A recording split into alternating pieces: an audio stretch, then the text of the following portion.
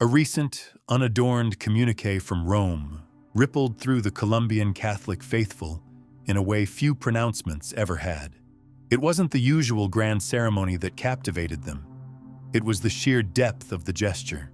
What appeared at first glance to be merely another pastoral transition, one among many, revealed itself to discerning spiritual eyes as a prophetic act, because Chiquinquirá isn't just any diocese. It's Marian land, the vibrant heart of a devotion that pulses deep within the national soul of Colombia. And Pope Leo XIV, in his nascent pontificate, didn't delegate this monumental responsibility to popular figures or strategic profiles. He chose a silent man. He picked someone from the hidden pathways of ecclesial life. In this choice, many began to discern something far greater than a mere name. It was a call, perhaps even a sign, as if to tell the Church, it is not prestige, but faithfulness.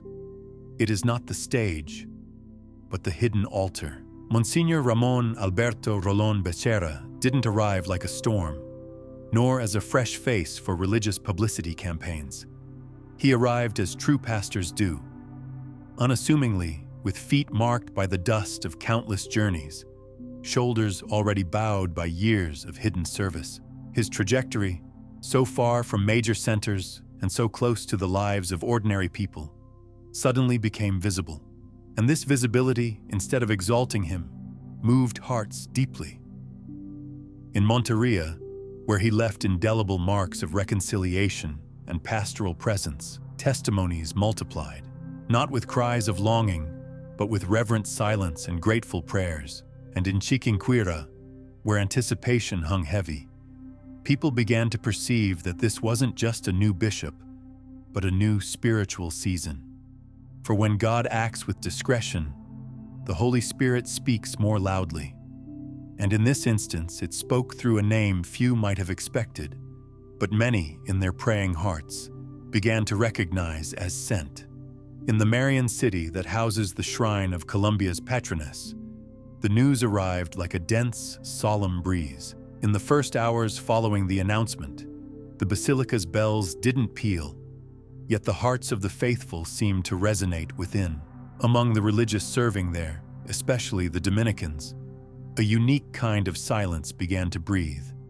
Not an absence, but a profound reverence. They know the spiritual weight of their location, and they understand that the incoming bishop isn't merely the guardian of a diocese, but the pastor who will embody the continuity of a Marian grace rooted for centuries. Monsignor Rolón's serene face, revealed in old pastoral visit photographs, began to circulate among the faithful, as if seeking to anticipate in his features what the Spirit was about to accomplish.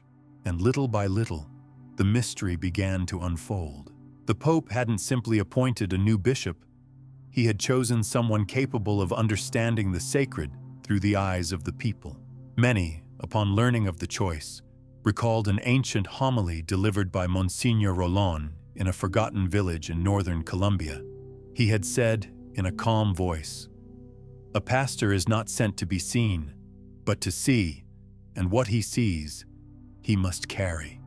Words that now, in light of his new mission, resonated like a premonition of his own path. The Church, in this era where structures often threaten to stifle the soul, needs men who know how to see with the eyes of faith, of compassion, of incarnated doctrine. And this is precisely what many are beginning to expect from Rolón's arrival in Chiquinquirá. Not a technical pastoral plan, but a restorative gaze, like that of the Virgin who, one day, according to tradition, brought a faded image back to life. Anticipation grows, not as anxiety, but as leaven.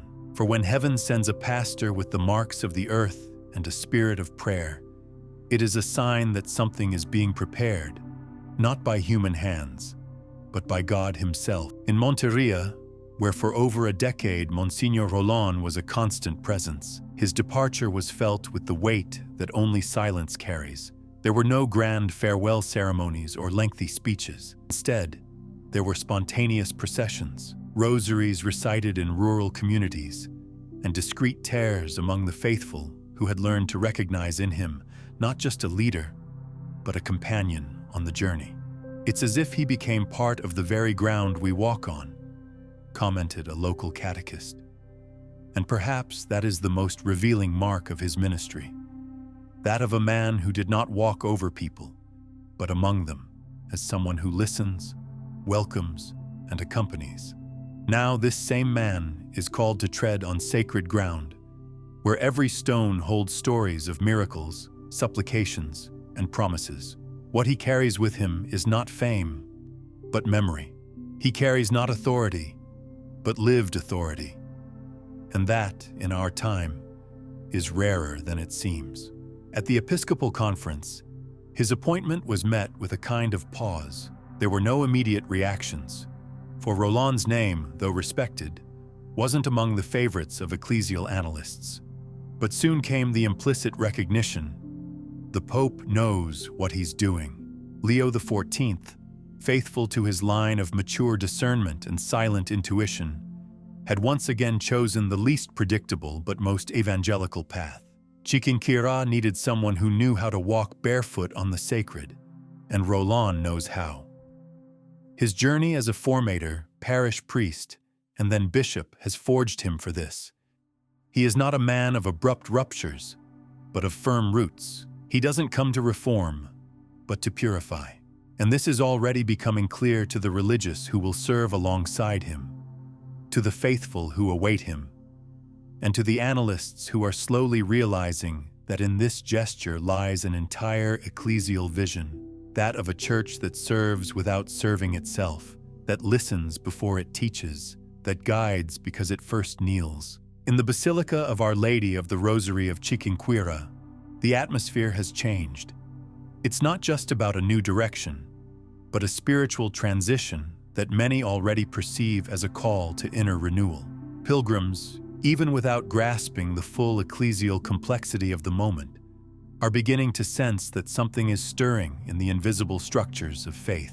The religious who have served there for years report a different kind of tranquility, as if the sanctuary was waiting for someone who would understand its silence deeply. Some say that Mary is personally preparing the heart of the one she wants for this mission. And as more details of Monsignor Rolón's life become known, the conviction grows that his choice was Marian before it was institutional. He doesn't come to occupy a position, but to custody a presence. And in this recognition, the candles lit at the foot of the restored image already seem to include, without words, a new name in their intentions, that of the bishop to come. The rural communities surrounding the holy city, accustomed to a faith lived amidst the mud of their homes and the improvised altars of humble chapels, are beginning to react with concrete hope, where religion is still the bedrock of daily life. Knowing that an experienced pastor, also born of the earth, will come to guide their souls renews courage. Many don't know him personally, but the news that he walked on foot to visit the sick, celebrated Mass with simplicity, and avoided the luxuries of ecclesial positions is enough to awaken sincere identification. He is one of us, some say, with the naturalness of those who recognize in another a mirror of their own lived faith. And it is in this meeting of spiritual likeness between the receiving earth and the arriving pastor that Providence seems to whisper its designs. It is not about novelty, but authenticity. It is not the new for newness' sake, but the eternal manifesting itself anew at a moment that demands a return to the essential. Within the diocesan curia of Chiquinquirá, where archives preserve decades of documents, minutes, and pastoral decisions, Monsignor Rolón's name has already begun to be inscribed in the official registers. But for those who serve behind the scenes of the Church, what matters most is not the administrative act, but the spiritual impact the new bishop will bring to the living memory of the diocese. Among the oldest, some recall episcopal successions marked by ruptures or uncertainties. This time, however, there is a distinct perception. The new pastor arrives neither in a hurry nor with slogans. He arrives with the authority of one who has been tested in silence, with the gentleness of one who has lived the gospel among the voiceless. And this way of being, more than methods or programs, is what is beginning to generate trust. For in times of uncertainty, what is most sought after is coherence, that which unites the altar to life, liturgy to mercy, doctrine to compassion. And everything indicates that this will be the hallmark of his mission. Among the young seminarians of the region, the reaction has been curiously reverential. Many had already heard of Monsignor Rolón from professors who were his students, or through stories that circulated discreetly in seminary corridors. The idea that a formator, and not a manager, would be the new bishop has sparked respect and also a certain spiritual anticipation. After all, it's not common for a formator of priests to be elevated to a position as symbolic as Chiquinquirá, much less to do so carrying a history of humility and pastoral resilience. For these young men in formation, his figure now becomes a living reference that it is possible to serve without seeking visibility, to teach without dominating, to lead without distancing oneself. In theology classes, his name has begun to appear as an example of a pastor who smells of the sheep. And if the heart of vocational youth is sensitive to truth, then something very profound is beginning to germinate, something that is not taught by methods, but transmitted by presence. News of the new bishop quickly traversed the walls of the church to reach the peripheries of Colombian life. In remote communities, where the gospel is still proclaimed with effort amidst intermittent generators and rough roads, Monsignor Rolón's arrival was met with a kind of hope that no longer feeds on speeches, but on examples. Many of these faithful don't know his detailed biography, and they don't need to. It's enough to know that he is someone who comes from the same soil, who knows the weight of carrying the Eucharist in a cloth reliquary to bring comfort to a home without electricity, but filled with faith. This is the kind of presence the poor recognize without explanation. On their faces, there is less euphoria than trust, and that speaks volumes. They have seen leaders pass by with eloquent words but distant steps. Now they await a pastor who approaches, not just to speak, but to listen. The church today, as Pope Leo XIV well knows, will not be rebuilt with strategies, but with souls inhabited by God. And everything indicates that Rolón is one of those souls. In the capital, among theological study centers and circles where every Vatican step is analyzed, the appointment became the subject of discreet debate. Ecclesiological specialists noted the pattern that is beginning to repeat. Silent bishops, rarely in the media spotlight, with solid formation and a deep spiritual life. But what most caught the attention in academic circles was the internal consistency of the gesture. The Pope could have chosen a name with continental visibility, a theologian present in synods or with important publications. Instead, he chose a man who preferred to form, not be formed, who chose to serve without applause, who lived spirituality not as a specialty, but as flesh. This detail did not go unnoticed. In a time when many discourses on ecclesial reform get lost in abstraction, Leo XIV seems to be doing theology with people, and that, in the silence of the Roman Curia, is seen as a clear sign. The Pope does not respond to pressure. He listens to the Spirit. And he who knows how to listen to the Spirit chooses pastors like this, invisible to the logic of the world, but transparent to the light of God. The arrival of a new bishop in Chiquinquirá, especially someone like Monsignor Rolón, represents more than a pastoral change. For many, it's a moment of national discernment. In a country where popular religiosity still pulses vigorously, but where a growing spiritual fragmentation is also observed, the figure of a serene pastor with deep roots and lived experience functions as an axis of stability. In diocesan meetings held after the announcement, priests and pastoral agents commented not only on the new bishop, but on the ecclesial moment he inaugurates. There is a common desire that the new stage be less marked by plans and reports, and more by a real presence, mutual listening, active contemplation. In this anticipation, there is a collective whisper, like someone who senses that something can finally be restored.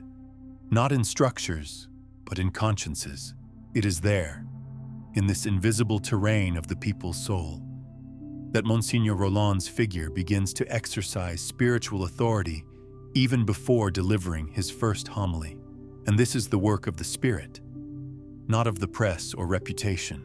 The fact that he comes from outside, not being part of the immediate entourage of the diocese, instead of generating resistance, has inspired reverence. For there are gestures that, even before being understood, are already recognized as just.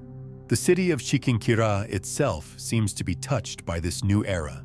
In recent weeks, merchants around the basilica have reported a slight increase in the number of faithful who come not to ask, but to give thanks. Many come with the clear intention of praying for the new pastor, even without having heard him, even without knowing him. This is a spiritual movement that cannot be explained by sociological logic. It's as if the city, accustomed to welcoming thousands of pilgrims with urgent supplications, is now transforming into a space of intercession. We pray for him, say the nuns who care for the sacristy, that the Virgin may cover him and that he may understand us with his heart. The new bishop has not yet officially taken office, but he has already become a point of prayer, and that is rare. In a culture often marked by immediate expectations and cold analyses, the spiritual anticipation of a pastor's arrival reveals something deeper. The people want to be guided, but with truth. They want to be cared for, but with spirit. And Monsignor Rolón, with his history of service, appears in the eyes of many as the one who can fulfill this mission, not by force or imposition, but by a silent presence and absolute fidelity to the gospel. The anticipation of Monsignor Rolón's installation is generating a rare movement among lay leaders, an awakening of conscience about the role of the laity in the life of the Church. In meetings held by pastoral groups, catechesis coordinators, Marian movements, and liturgical teams, there is a desire to respond with maturity to this new era.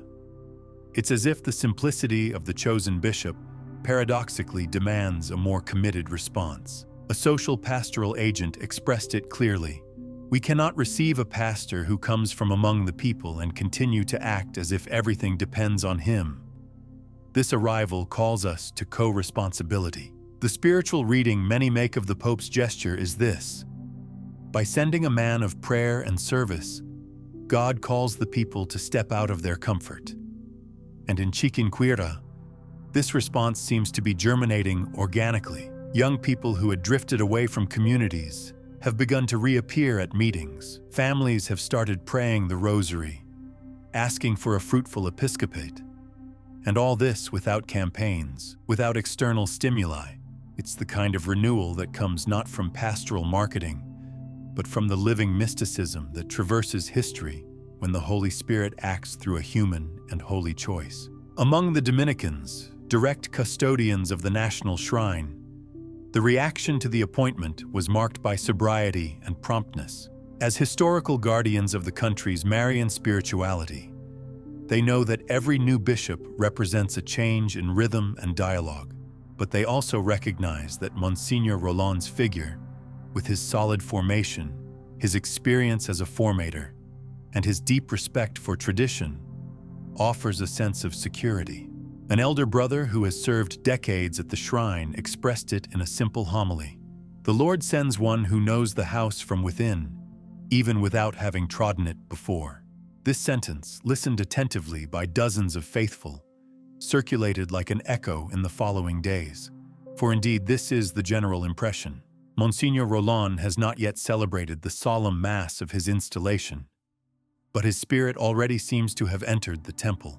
And where the Spirit precedes the steps, there are signs that heaven is leading. In these times of doctrinal confusion and ecclesial polarization, this type of discreet spiritual unity is a balm. It doesn't solve everything immediately, but it provides direction. It doesn't shout answers, but it illuminates the path. And in Christian life, that is enough to begin walking again. In his first public statements, though brief and measured, Monsignor Rolón offered a glimpse of what many were already discerning in silence. He will not come to replace a legacy, but to continue it in obedience to the Spirit and in listening to the people. These words were measured but full of substance. In a letter sent to the Chiquinquirá community, he wrote, "I come as a servant, with fear and joy, knowing that the land I tread is sacred because of your faith and the presence of the Mother." For many, this short phrase was a faithful portrait of what they expect from a bishop, someone who understands the spiritual weight of being there, before the image that Colombians venerate not only with their lips, but with their soul.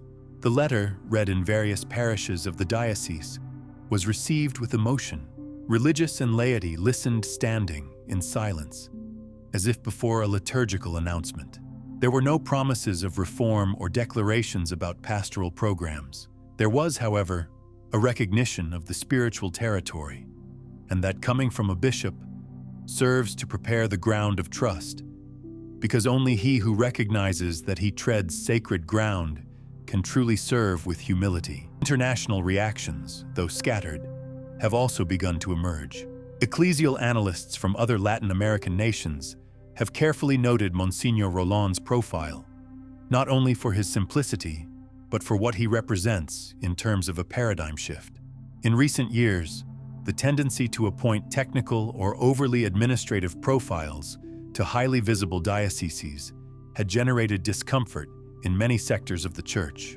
Pope Leo XIV, by opting for silent pastors, resurrects an almost forgotten evangelical logic, that of hidden fruitfulness. Monsignor Rolón, with his history marked by a lack of ambition and a constant presence among the people, seems to fit perfectly into this new spiritual axis. His appointment is beginning to be perceived by many as the symbol of a church that is rediscovering its essence, not as a regressive movement, but as a recovery of its center. And Chiquinquirá, by its Marian nature, becomes the ideal setting for this gesture. It's not just a diocese receiving a new pastor, but a nation rediscovering the value of presence, listening, contemplation, and simplicity as forces that sustain the Church amidst storms. At the foot of the image of the Virgin of Chiquinquirá, which according to tradition was miraculously restored after years of deterioration, many faithful began to find new meaning in this Marian gesture of resurrection. The restoration of the image centuries ago has always been interpreted as the symbol of faith reborn, of grace visiting what seemed lost. Now, with the arrival of Monsignor Rolón, many see in this new episcopal cycle a kind of new restoration, not of a painting, but of pastoral hope. The symbolic coincidence is too strong to be ignored. The bishop who comes from silence, from hidden faithfulness, from the patient formation of priestly souls, is called to preside over the restored house of the Mother. And there is something deeply ecclesial in this. For the Church, as tradition teaches, is always reformed not by grand theories, but by small gestures of fidelity that, added together, ignite the times. Some say that the restoration of faith in difficult times begins when a pastor enters a city with eyes turned to heaven and feet firmly planted on the ground. And this is what many, in prayer, are beginning to recognize in Rolón. Not a reformer who arrives with formulas, but a restorer who arrives with reverence. In Catholic schools in the region, especially those with a strong connection to Marian spirituality, the announcement of the new bishop has begun to be incorporated into spiritual formation for children and young people. Religion and school pastoral teachers have presented Monsignor Rolón's figure as an example of a vocation lived with authenticity. Instead of proposing debates about his curriculum, they have told his story as a testimony, a story that includes long years of walking to forgotten communities, entire nights spent accompanying grieving families, and a pedagogy of example that speaks louder than any academic title.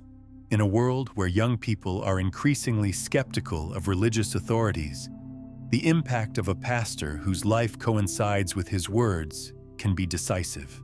Rolón's presence offers, without his needing to say it, a concrete answer to the questions that trouble youth. It is possible to be faithful. It is possible to be holy. It is possible to serve without being corrupted. And by placing this testimony before new generations, the Church sows seeds that may bear fruit far from the limelight, but with roots that will withstand the test of time. For ultimately, young people do not seek perfection, but truth. And truth is what Monsignor Rolón's life is beginning to represent, even before his voice resonates from the central pulpit of the sanctuary.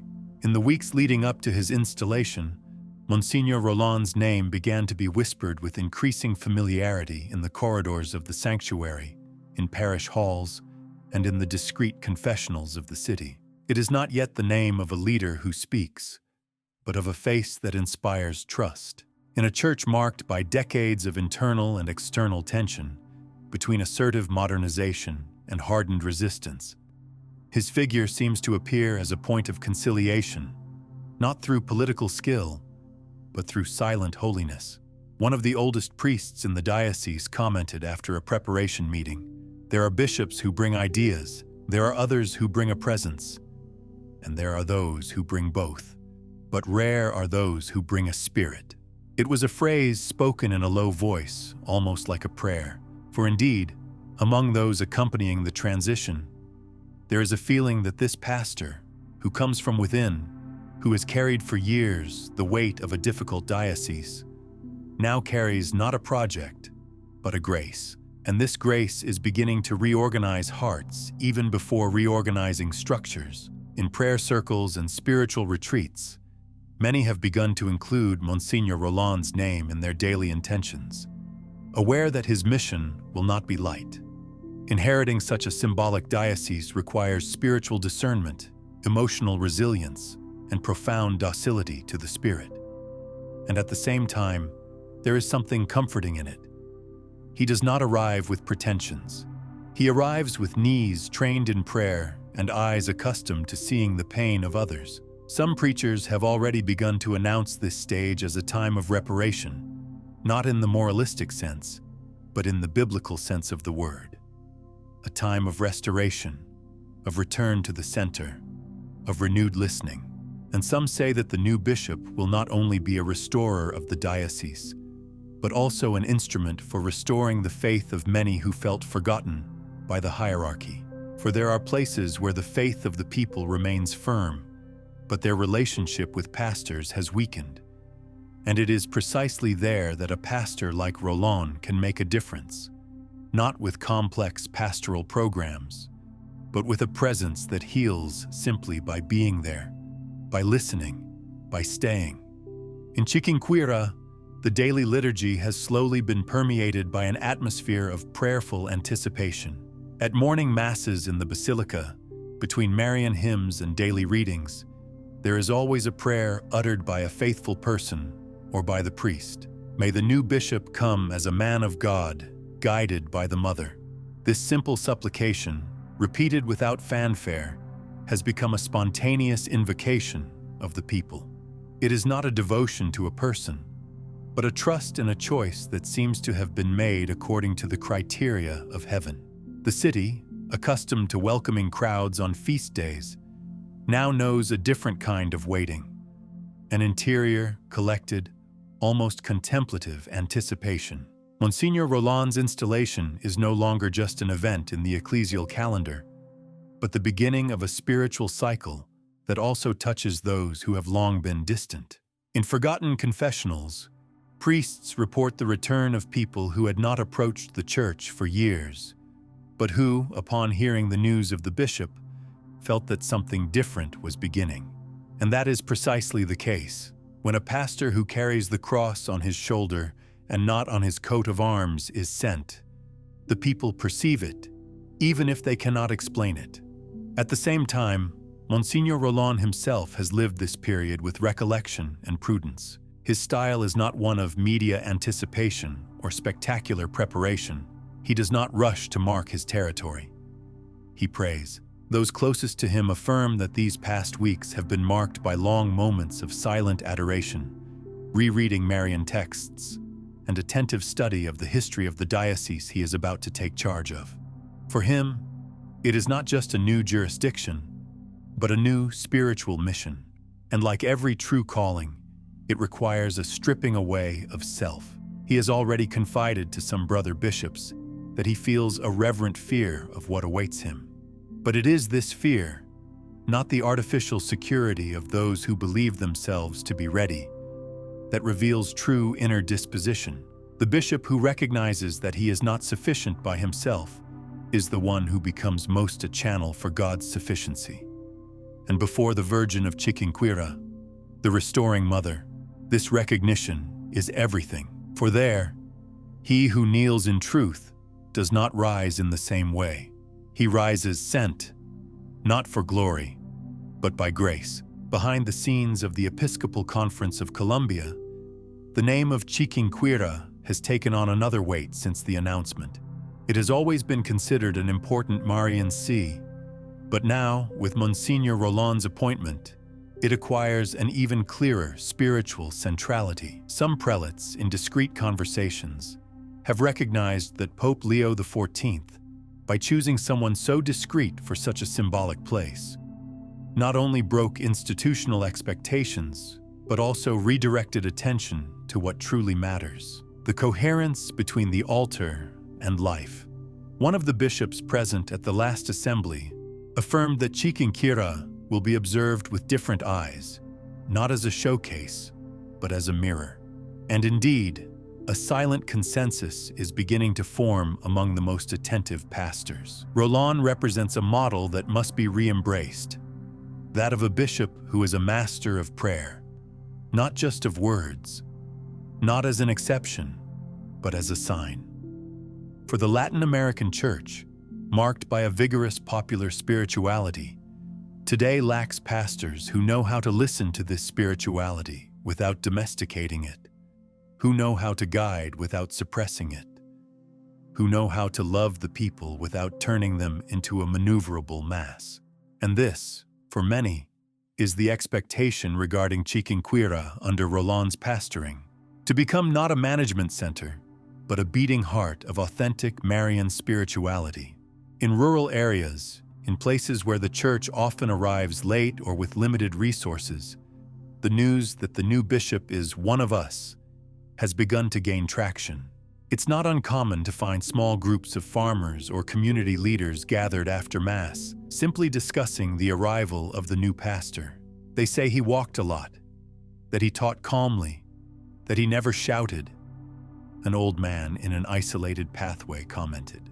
The image being built is that of someone who will be able to understand not only ecclesial challenges, but also concrete sufferings, the absence of priests, the scarcity of formation, the fatigue of forgotten pastoral agents. And it is precisely there that Rolón's presence can generate fruitfulness, not by the implantation of structures, but by the recognition of the small, the invisible. For a bishop who knows the value of a Mass celebrated with 20 people in an improvised shed will also know how to value the work of a catechist who crosses the river to teach the gospel. In these times of pastoral centralization and overloaded agendas, the expectation is that Rolón will walk slowly but deeply, that he will visit, that he will look into eyes, that he will call agents by name.